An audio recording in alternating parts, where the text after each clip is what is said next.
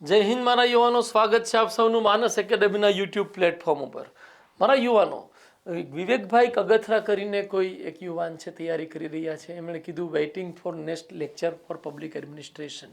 તો એ વસ્તુ વિવેકભાઈ તમારી મને બહુ ગમી કે તમે સતત અને નિયમિત રીતે મહેનત કરી રહ્યા છો. આમ જ મહેનત કરતા રહેશો. એક યતિનભાઈ કરીને આ વિડીયોના એક વ્યુઅર છે, તૈયારી કરી રહ્યા છે. યતિનભાઈ, તમારો પણ ધન્યવાદ. તમે લગભગ દરેક વિડીયોમાં અમને શું કહેવાય સમર્થન આપવાની, અમારી પ્રશંસા કરવાની, સરાહના કરવાની કોશિશ કરી છે.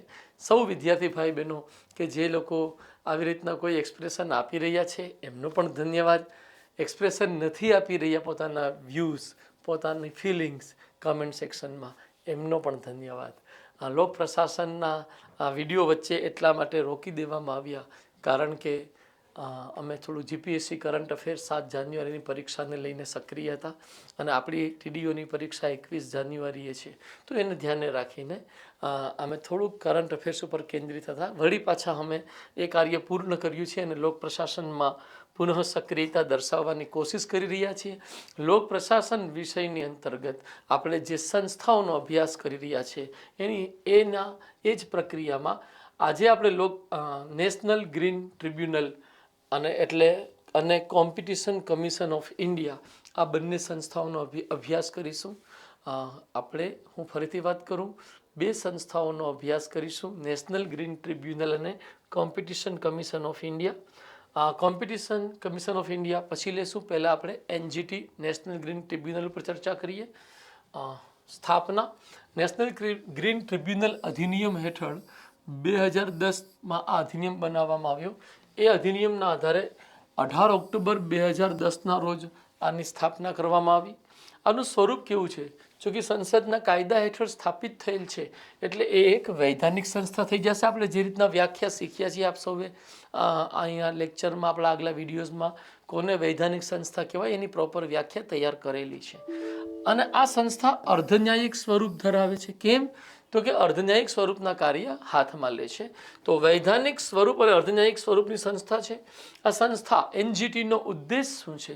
તો કે પર્યાવરણથી સંબંધિત મુદ્દાઓનો ત્વરિત નિકાલ કરવો, જેનાથી દેશની અન્ય અદાલતોમાં આ સંબંધી લંબિત મામલાઓનો કાર્યબોજ દૂર કરી શકાય. મતલબ પર્યાવરણથી જોડાયેલા વિવાદોનો નિકાલ કરવો એ આની સર્વોચ્ચ ઉદ્દેશ છે.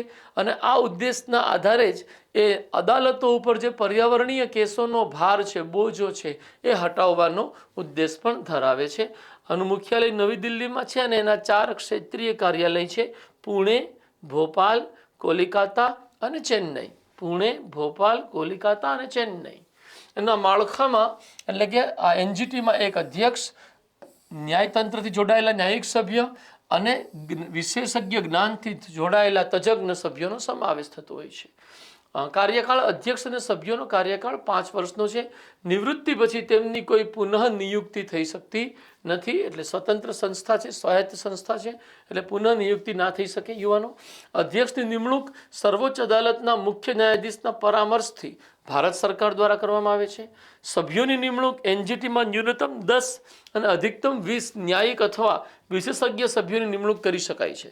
તો 10+ અધ્યક્ષ અથવા મેક્સિમમ 20+ અધ્યક્ષ હોઈ શકે છે. તેમની નિમણૂક કેન્દ્ર સરકાર એક પસંદગી સમિતિની ભલામણથી કરે છે. આ સમિતિની નિમણૂક પણ કેન્દ્ર સરકાર દ્વારા થતી હોય છે. જે અધ્યક્ષ અને સભ્ય છે એની લાયકાત શું હોઈ શકે છે એને સમજીએ. એનજીટીમાં અધ્યક્ષ અને સભ્યોની લાયકાતના સંદર્ભમાં અધ્યક્ષ જે છે એ સર્વોચ્ચ અદાલતના નિવૃત્ત ન્યાયાધીશ અથવા વડી અદાલતના નિવૃત્ત મુખ્ય ન્યાયાધીશ હોવા જોઈએ. અગર સુપ્રીમ કોર્ટના નિવૃત્ત ન્યાયાધીશ, હાઈકોર્ટના નિવૃત્ત મુખ્ય ન્યાયાધીશ હોઈ શકે અધ્યક્ષ. નંબર 2, જે વ્યક્તિ વડી અદાલતના ન્યાયાધીશ છે અથવા રહી ચૂક્યા છે તે ન્યાયિક સભ્ય તરીકે નિયુક્ત થવા માટે લાયક છે.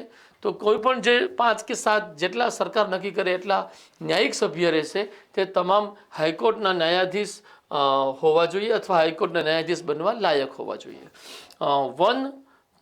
ક્ષમા કરજો, અલ્પવિરામ ખોટો છે. વન સંરક્ષણ અને પર્યાવરણ અને સમાન ક્ષેત્રોના વિષયોમાં 15 વર્ષનો લઘુત્તમ અનુભવ ધરાવતી અને વ્યાવસાયિક લાયકાત ધરાવતી વ્યક્તિને નિષ્ણાત કે વિશેષજ્ઞ સભ્યના રૂપમાં આપણે સામેલ કરી શકીએ. તો 15 યરનો એક્સપિરિયન્સ તથા વ્યાવસાયિક પ્રોફેશનલ નોલેજ હોવું એ એની લાયકાત છે જે વિશેષજ્ઞ સભ્યના રૂપમાં નિમાતા હોય છે. સત્તા અને અધિકાર ક્ષેત્ર જોઈએ, ટ્રિબ્યુનલનું ન્યાયિક ક્ષેત્ર વિસ્તૃત છે. આ ટ્રિબ્યુનલ એવા તમામ મુદ્દાઓની સુનાવણી ધ્યાને લઈ શકે છે જેમાં પ્રત્યક્ષ કે અપ્રત્યક્ષ બંને રીતે પર્યાવરણીય સંદર્ભ સમાયેલો હોય. પર્યાવરણથી જોડાયેલો કોઈ પણ મુદ્દો હોય એ ટ્રિબ્યુનલના ન્યાયિક ક્ષેત્રમાં આવે છે. કહેવાનો તાત્પર્ય એ થાય, એક વૈધાનિક સંસ્થા હોવાના લીધે એનજીટી પાસે અપીલી ક્ષેત્રાધિકાર હોય છે. આ આધારે તે સુનાવણી હાથ ધરી શકે છે. નંબર સી, આ ટ્રિબ્યુનલ નાગરિક પ્રક્રિયા સંહિતા 1908 અને અંગ્રેજી ભાષામાં આપણે સિવિલ પ્રોસિજર કોડ કહીએ 1908 હેઠળ આપેલ ન્યાયિક પ્રક્રિયાનું પાલન કરવા માટે બાધ્ય નથી. આ પ્રક્રિયાનું પાલનથી ઉપર ઉઠી ટ્રિબ્યુનલ ત્વરિત અને તજજ્ઞ ન્યાય અપાવવા માટે સમર્પિત છે. એ સંદર્ભ અહીંયા જોડાયેલો છે. કોઈ પણ નિર્ણય જે ટ્રિબ્યુનલ દ્વારા અપાયો હોય, કોઈ પણ નિર્ણય, ચુકાદો કે નિર્દેશ આપતા સમયે ટ્રિબ્યુનલે સતત વિકાસ, સસ્ટેનેબલ ડેવલપમેન્ટ, નિવારક સિદ્ધાંત, પ્રિકોશનરી પ્રિન્સિપલ, પ્રદૂષક ચૂકવણી, પોલ્યુટર પેઇસ જેવા સિદ્ધાંતોનું પાલન કરવું જરૂરી છે. મતલબ પર્યાવરણીય અધ્યયનમાં બધા સિદ્ધાંતો સ્થાપિત છે અને આ સિદ્ધાંતોને અનુસરીને જ પર્યાવરણનું રક્ષણ સંભવિત બની શકે છે. અને પર્યાવરણના રક્ષણના સંદર્ભમાં જે પણ વિવાદિત મુદ્દો સામે આવ્યો છે એમાં આ સિદ્ધાંતોને ધ્યાને રાખી ટ્રિબ્યુનલે ચુકાદા આપવાના હોય છે. એ પછી ટ્રિબ્યુનલને સત્તા છે કે તે પર્યાવરણીય ક્ષતિથી પીડિતને ક્ષતિપૂર્તિ પ્રદાન કરી શકે. ક્ષતિપૂર્તિને આપણે કમ્પેન્સેશન કહીએ અંગ્રેજી ભાષામાં, વળતર કહીએ ગુજરાતી ભાષામાં એને. તદુપરાંત ક્ષતિગ્રસ્ત સંપત્તિની પુનર્બહાલી અથવા તેના પુનર્નિર્માણ માટે પણ આ ટ્રિબ્યુનલ આદેશ આપી શકે છે. નંબર એફ, ટ્રિબ્યુનલ દ્વારા આપવામાં આવેલા આદેશનો પ્રભાવ અદાલત દ્વારા આપવામાં આવેલ આદેશની સમાન જ હોય છે. આનો સીધો અર્થ એ છે એનું પાલન કરવું ફરજિયાત હોય છે. ટ્રિબ્યુનલના આદેશોનું પાલન ન કરવાની સ્થિતિમાં નિમ્નલિખિત સજાની જોગવાઈ નેશનલ ગ્રીન ટ્રિબ્યુનલ એક્ટમાં કરવામાં આવી છે.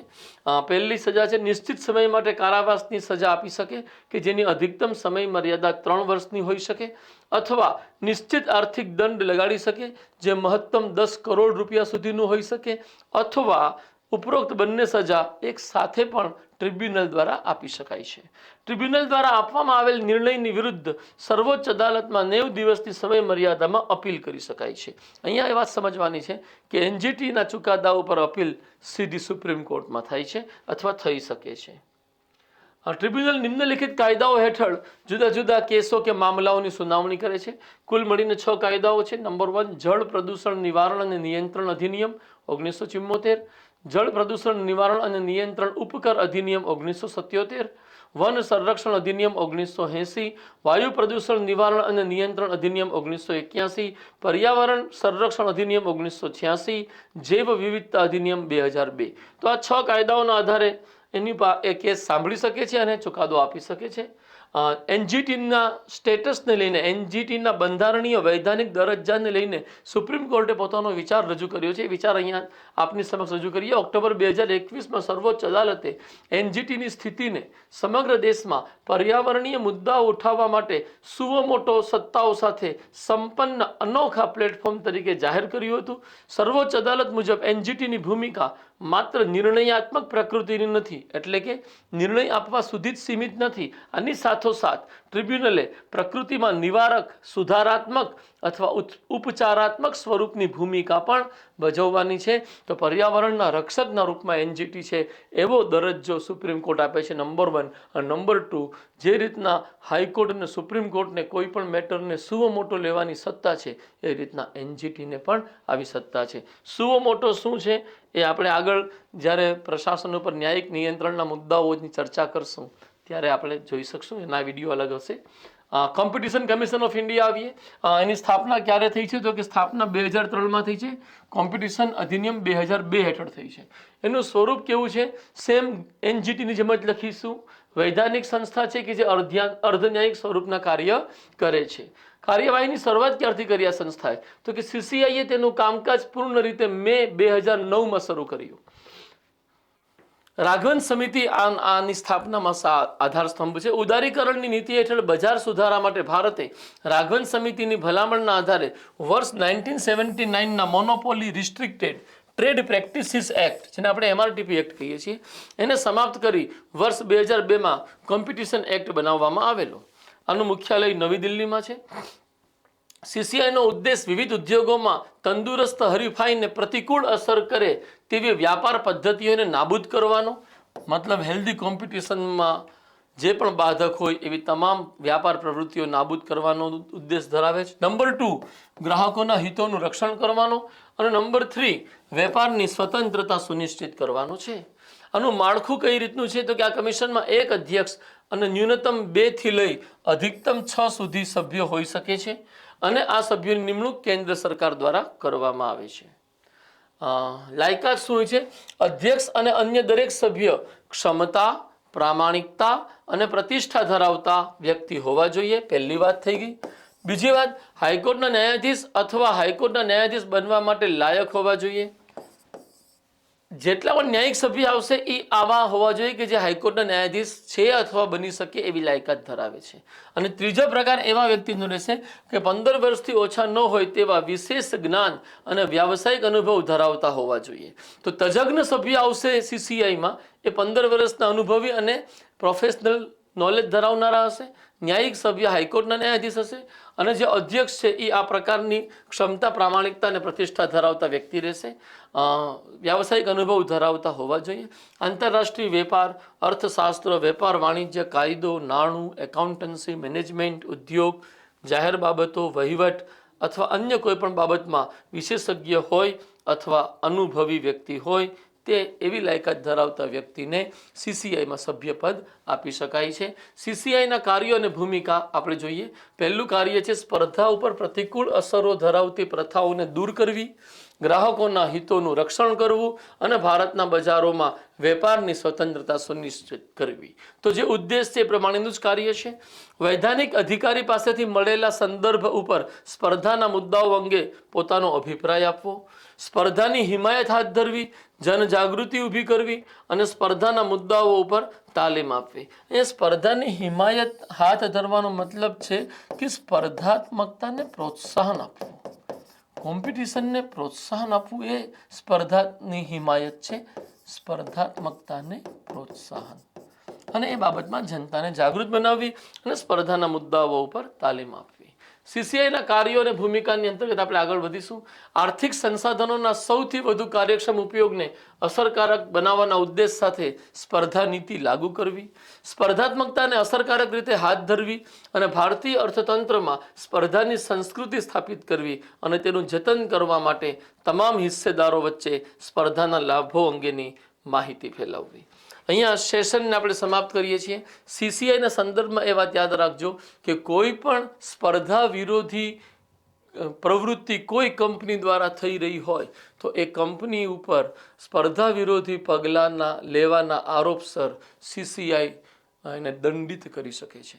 યુવાનો એ હકીકત ધ્યાનમાં રાખજો કે ભારતીય અર્થતંત્રમાં બજાર આધારિત વ્યવસ્થામાં મોનોપોલી એટલે કે ઇજારાશાહીને ઉત્તેજન આપનારી પ્રવૃત્તિઓ, કિંમતોને નિશ્ચિત ઊંચા દરે બાંધી રાખવાની પ્રવૃત્તિઓ, નફાખોરીની પ્રવૃત્તિઓ, બજારમાં સંગ્રહખોરીની પ્રવૃત્તિઓ, આવી જે પ્રવૃત્તિઓ કંપનીઓ દ્વારા થતી હોય એને દંડિત કરે છે અને એવું અટકાવી અને કોમ્પિટિશન, હેલ્ધી કોમ્પિટિશનને પ્રોત્સાહન આપે છે.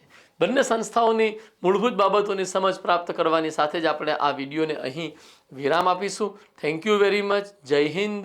નમસ્કાર.